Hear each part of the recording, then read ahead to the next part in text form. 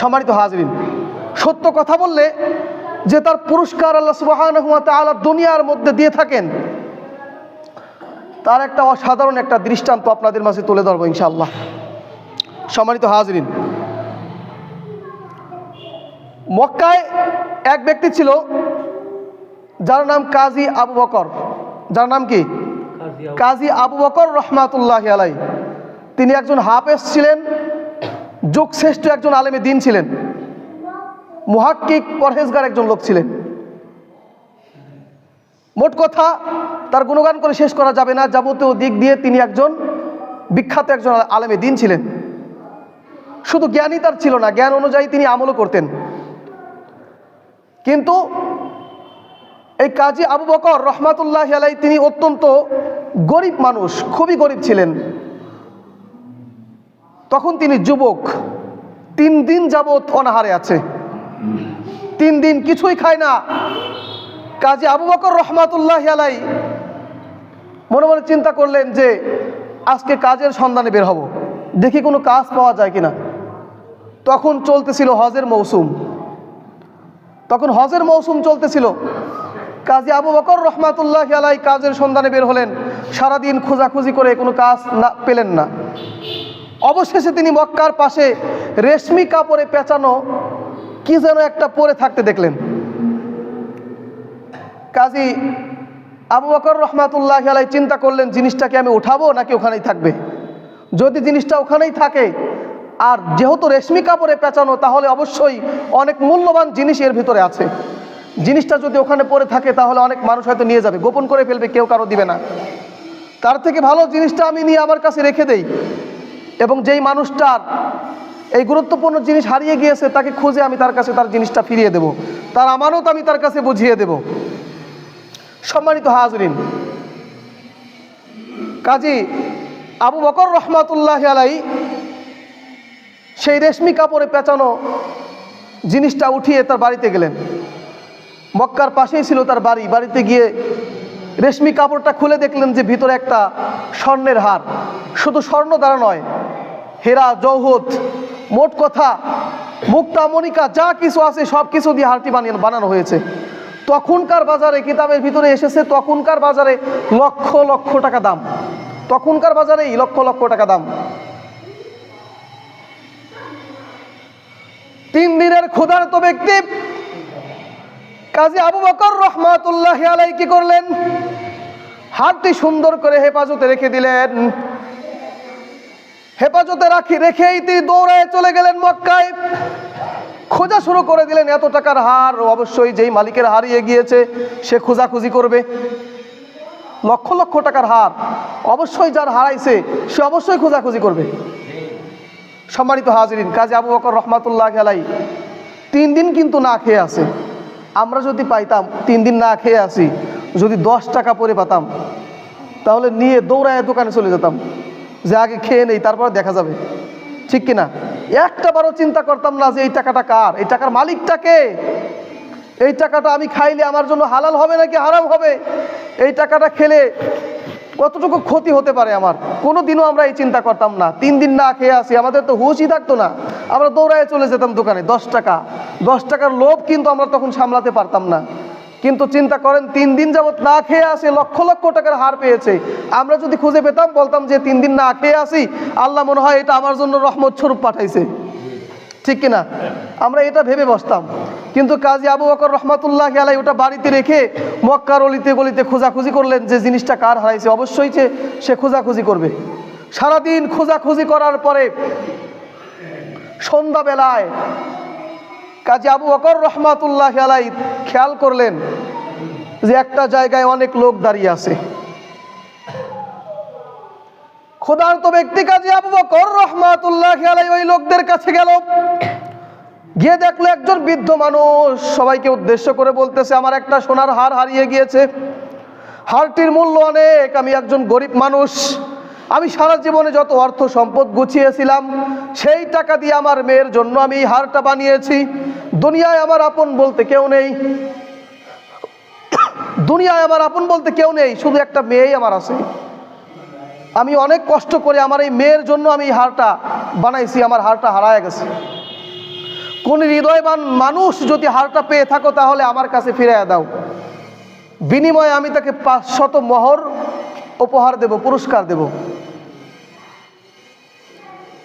কেউ কোনো কথা বলতেছে না। দূর থেকে কাজী আবু বকর রহমাতুল্লাহ আলাইহি গিয়ে বৃদ্ধ লোকটির হাত ধরলো। বৃদ্ধ লোকটির হাত ধরে বলল, বাবা আপনি আমার সঙ্গে আমার বাড়িতে চলেন। বৃদ্ধ লোকটি মনে মনে ভাবলো, তাহলে মনে হয় এই যুবক আমার হারটা পেলেও পেতে পারে। বৃদ্ধ লোকটি যুবক কাজী আবু বকর রহমাতুল্লাহ আলাইহির সঙ্গে তার বাড়িতে গেলেন। বাড়িতে যাওয়ার পরে এই যুবক কাজী আবু বকর রহমাতুল্লাহ আলাইহি বৃদ্ধ লোককে বলতেছে, বাবা আপনার হারের উদাহরণ দেন, আপনার হারটা দেখতে কেমন, তার ভিতরে কয়টা হীরা ছিল, কয়টা মণিমুক্তা ছিল, আপনি আমাকে উদাহরণ দেন, হারটির ওজন কত। বৃদ্ধ লোকটা এক এক করে সব বলতে লাগলো। কাজী আবু বকর রহমাতুল্লাহ আলাইহি দেখলেন, আমি যে হারটি পেয়েছি এই ব্যক্তির কথার সঙ্গে সম্পূর্ণ মিল আছে। কাজী আবু বকর রহমাতুল্লাহ আলাইহি হারটি এনে বৃদ্ধ লোকটার হাতে দিলেন এবং বললেন, বাবা আপনার হারটি আমি পেয়েছিলাম, আমি আপনার হারটি আমার ঘরে রেখে দিয়েছিলাম, এই নেন আপনার হার, আপনি নিয়ে যান। কিতাবের ভিতরে আসছে, হারটি দেয়া মাত্র বৃদ্ধ লোক যে ওয়াদা করেছিল 500 মোহর উপহার দেব, পুরস্কার দেব, বৃদ্ধ লোকটি সঙ্গে সঙ্গে 500 মোহর বের করে যুবকের হাতে দিয়ে বলতেছে, যুবক এই নাও, আমি তোমাকে 500 মোহর উপহার দিলাম, কারণ আমি কথা দিয়েছিলাম যে আমার হারটি পেয়ে আমার কাছে ফিরিয়ে দিবে, আমি তাকে 500 মোহর পুরস্কার দেব।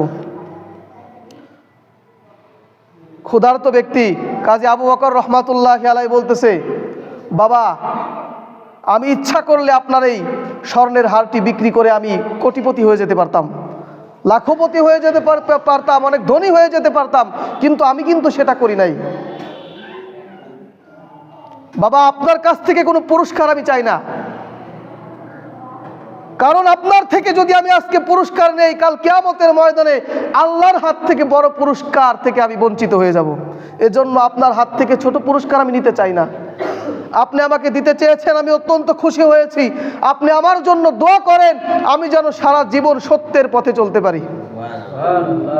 এবং বলতেছে, দেখেন আমার পেটের দিকে তাকায় পাথর বেঁধে রেখেছি, 3 দিন যাবত আমি না খেয়ে আছি, তারপরেও আপনার থেকে আমি উপহার স্বরূপ একটা মোহরও নিতে চাই না, কারণ আপনার থেকে যদি আমি একটা মোহরও নেই, কাল কিয়ামতের ময়দানে আল্লাহর হাত থেকে পুরস্কার থেকে আমি বঞ্চিত হয়ে যাব। সুতরাং আমি আল্লাহর হাত থেকে এর প্রতিদান নিতে চাই। বলুন সুবহানাল্লাহ। সম্মানিত হাজরিন, বৃদ্ধ লোকটা কাজী আবু বকর রহমাতুল্লাহ আলাইহির জন্য মন ভরে দোয়া করে চলে গেলেন, বাড়িতে চলে গেলেন। দীর্ঘ কয়েক বছর পরের ঘটনা, দীর্ঘ কয়েক বছর পর এই কাজী আবু বকর রহমাতুল্লাহ আলাইহি সফরে বের হয়েছে, মক্কার লোকদের সঙ্গে সফরে বের হয়েছে। সফর করতে করতে নদী পথে সফর করতেছে, তুফান উঠেছে, এমন তুফান উঠেছে যে জাহাজে তারা সফর করতেছিল জাহাজটি ডুবে গেছে এবং জাহাজের ভিতরে যত লোক ছিল সবাই মারা গেছে। আল্লাহর কি কুদরত, আল্লাহর কি রহমত যে আল্লাহ সুবহানাহু ওয়া তাআলা কাজী আবু বকর রহমাতুল্লাহ আলাইহিকে বাঁচিয়ে রেখেছে এবং ভাষাতে ভাষাতে নদীর এক কোনায় গিয়ে ঠেকাইছে। অনেক সময় পর যখন কাজী আবু বকর রহমাতুল্লাহ আলাইহির জ্ঞান ফিরছে, তিনি লক্ষ্য করলেন, আমি তো ইয়ামেন চলে এসেছি, আমি তো ইয়ামেন দেশে চলে এসেছি। দূরে দেখা যায় ইয়ামেনের বস্তি এলাকা, পাশেই দেখা যাচ্ছে বিশাল একটা মসজিদের গম্বুজ। হযরত কাজী আবু বকর রহমাতুল্লাহ আলাইহি দেরি করলেন না, দ্রুত ওযু করে এক দৌড় দিয়ে মসজিদে চলে গেলেন। যাদের সঙ্গে আমি সফরে বের হয়েছিলাম তারা সকলেই শেষ হয়ে গেছে, নিঃস্ব হয়ে গেছে। আল্লাহ সুবহানাহু ওয়া তাআলার অশেষ রহমত যে আল্লাহ সুবহানাহু ওয়া তাআলা আমাকে বাঁচিয়ে রেখেছে। এক দৌড় দিয়ে মসজিদে চলে গেলেন, গিয়ে শুকরিয়া তান 2 রাকাত নামাজ আদায় করলেন। এত খুশি হয়েছেন তিনি যে নামাজের ভিতরে দাঁড়ায় জোরে জোরে কোরআন তেলাওয়াত করতেছিল, জোরে জোরে কোরআন তেলাওয়াত করতেছিল। তিনি হাফেজ, শুরুতেই বলেছি তিনি কে? হাফেজ। জোরে জোরে কোরআন তেলাওয়াত করতেছিল সুমধুর সুরে। এলাকার সমস্ত মানুষ জমা হতে হতে 100-200 লোক জমা হয়ে গেছে। নামাজ শেষ করার পরে এলাকার লোকেরা বলতেছে, আপনার বাড়ি কোথায়, আপনার কাপড় চোপড় ভিজা, আপনি কোথায় গিয়েছিলেন, কোথার থেকে এসেছেন? আর মসজিদের ভিতরে ভিজা কাপড়ে দাঁড়িয়ে জোরে জোরে কোরআন তেলাওয়াত করতেছেন, জোরে জোরে নামাজের ভিতরে কোরআন তেলাওয়াত করতেছেন, কারণ কি? কাজী আবু বকর রহমাতুল্লাহি আলাইহি বলতেছিল, আমরা সফরে বের হয়েছিলাম, যত মানুষ সফরে বের হয়েছে সবাই মারা গেছে, শুধু আমি বেঁচে আছি। এজন্য আল্লাহ রাব্বুল আলামিনের কাছে খুশি হয়ে শুকরিয়া তান 2 রাকাত নামাজ আমি আদায় করেছি। আমার বাড়ি মক্কা, মক্কার পাশে আমার বাড়ি। আমি ভাসতে ভাসতে আপনাদের এলাকায় চলে এসেছি। এলাকার সমস্ত লোকেরা বলতেছে, আপনি যেহেতু চলে এসেছেন তাহলে আমাদের এলাকায় আপনাকে থেকে যেতে হবে। কারণ কিছুদিন হয়ে গেল আমাদের এই মসজিদের ইমাম মারা গেছে, ইন্তেকাল করছে। তিনি অত্যন্ত পরহেজগার, অত্যন্ত ভালো একজন মানুষ ছিল। দীর্ঘদিন যাবৎ তিনি আমাদের মসজিদে ইমামতি করছে, এখন তিনি আর বেঁচে নাই, তিনি মারা গেছে। আপনাকে এখানে এখন কি করতে হবে? ইমামতি করতে হবে। ইমামতির পাশাপাশি আমার এলাকায় কোরআন শিক্ষা দিতে হবে, ইসলামের শিক্ষা দিতে হবে, মানুষকে ইসলামের দিকে আহ্বান করতে হবে, ডাকতে হবে। কাজী আবু বকর রহমাতুল্লাহি আলাইহি তাদের কথায় রাজি হলেন, কারণ তার আপন বলতে কেউ ছিল না, তার আপন বলতে কেউ ছিল না। তাছাড়া লক্ষ্য করে দেখেন যে দুনিয়ার ভিতরে যত ওলি আবদাল যারা এসেছে, তারা যে এলাকায় জন্মগ্রহণ করছে মৃত্যুবরণ করছে আরেক জায়গায়। কারণ ইসলামের দাওয়াত, ধরেন যে এখানে জন্মগ্রহণ করছে, ইসলামের দাওয়াত নিয়ে গেছে ঢাকায়, ঢাকায় মারা গেছে, তার কবরটা ওখানেই হয়ে গেছে। ম্যাক্সিমাম মানুষের এরকম হয়েছে আর কি, কিছু ব্যতীত ম্যাক্সিমাম মানুষের জন্মস্থান চেঞ্জ হয়ে গেছে। যেমন আল্লাহ নবী সাল্লাল্লাহু আলাইহি ওয়াসাল্লাম, তার জন্মস্থান ছিল কোথায়? মক্কায়। তিনি ইসলামের দাওয়াত দিতে গেছেন কোথায়? মদিনায়। সেখানে গিয়ে তিনি ইন্তেকাল করছেন, সেখানেই তার রওজা মুবারক। এরকমভাবে অনেক ওলিদের ঘটনা যে তারা যেখানে জন্মগ্রহণ করেছে, ইসলামের দাওয়াত নিয়ে অন্য এলাকায় গিয়েছে, ওখানে মৃত্যুবরণ করছে, ওখানেই তার কবর হয়ে গেছে। তেমনইভাবে এই কাজী আবু বকর রহমাতুল্লাহি আলাইহি তার কবরটাও ইয়ামেনে আছে, বলেন সুবহানাল্লাহ। সম্মানিত হাজিরিন, তাদের কথায় তিনি রাজি হলেন এবং মসজিদে ইমামতি করা শুরু করলেন। আস্তে আস্তে মানুষের মাঝে ইসলামের দাওয়াত পৌঁছাতে লাগলেন, কোরআন মানুষকে শেখাতে লাগলেন। আস্তে আস্তে যখন দিন পার হতে লাগলো, তখন এলাকার লোকেরা চিন্তা করলো যে আমাদের ইমাম সাহেব, তিনি তো প্রাপ্ত বয়স্ক হয়ে গেছে, তার তো একটা বিবাহ দেওয়ার দরকার। এলাকার সমস্ত লোকেরা এসে আবু বকর রহমাতুল্লাহি আলাইহিকে প্রস্তাব দিলেন যে আমাদের মসজিদে যে ইমাম ছিলেন, সে ইমামের একটা মেয়ে আছে, ওই ইমামের মেয়েকে কেউ দেখে নাই। আমরা আমাদের স্ত্রীদের মুখে শুনেছি, আমরা আমাদের মেয়েদের মুখে শুনেছি, অত্যন্ত সুন্দরী, অত্যন্ত রূপবতী এবং গুণবতী এবং আমলদারি, পরহেজগার, পর্দাশীল একটা মেয়ে। আপনি যদি রাজি হন তাহলে ওই মেয়ের সঙ্গে আপনাকে বিবাহ দেব। সম্মানিত হাজরিন, ইমাম সাহেব হযরত কাজী আবু বকর রহমাতুল্লাহি আলাইহি তিনি রাজি হয়ে গেলেন যে ঠিক আছে, আমি রাজি আছি, আপনারা বিবাহের ব্যবস্থা করেন। সম্মানিত হাজরিন, দুইজনের বিবাহ হয়ে গেল বাসর রাত্রে।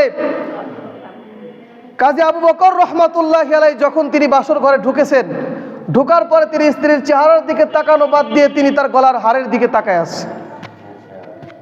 তিনি তার গলার দিকে তাকিয়ে আছে। স্ত্রী মনে মনে চিন্তা করতেছে, কিরে স্বামী, ওনাকে বিবাহের আগে আমি দেখি নাই, উনিও আমাকে দেখে নাই, উনি বাসর রাত্রে ঘরের ভিতরে ঢুকে আমার চেহারা দেখবে, তা বাদ দিয়ে উনি আমার হারের দিকে তাকায় আছে, আমার এত দামি হার, উনি আমার হারের দিকে তাকিয়ে আছে, উনি মনে হয় অত্যন্ত লোভী মানুষ। মনে মনেই চিন্তা করতেছে, অত্যন্ত লোভী মানুষ, খারাপ মানুষ। তাছাড়া কেন আমার অলংকারের দিকে তাকায় আছে, আমার দিকে না তাকায়, কারণ কি?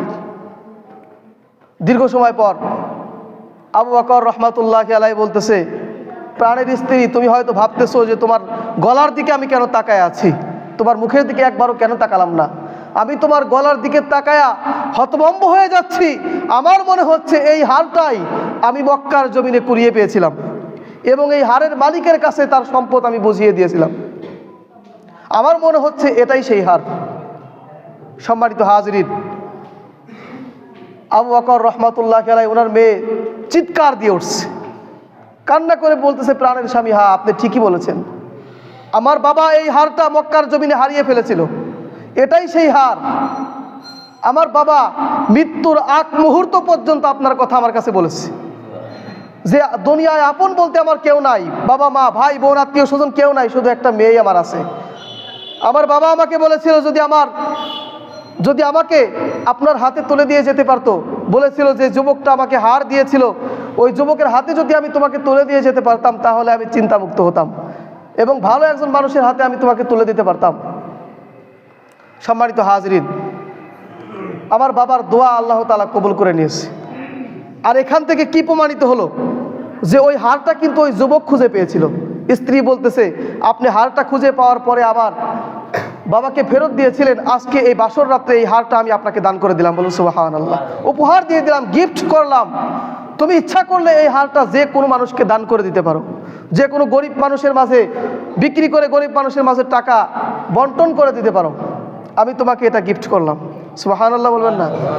এটাই বোঝাতে চাচ্ছি সম্মানিত হাজিরিন, সত্যের পথে থাকলে শুধু দুনিয়াতেই নয়, শুধু আখিরাতেই নয়, দুনিয়াতেও আল্লাহ সুবহানাহু ওয়া তাআলা দিয়ে থাকেন। এই যুবক শুধু সত্যের পথে ছিল, শুধু সত্যের পথ অবলম্বন করেছিল।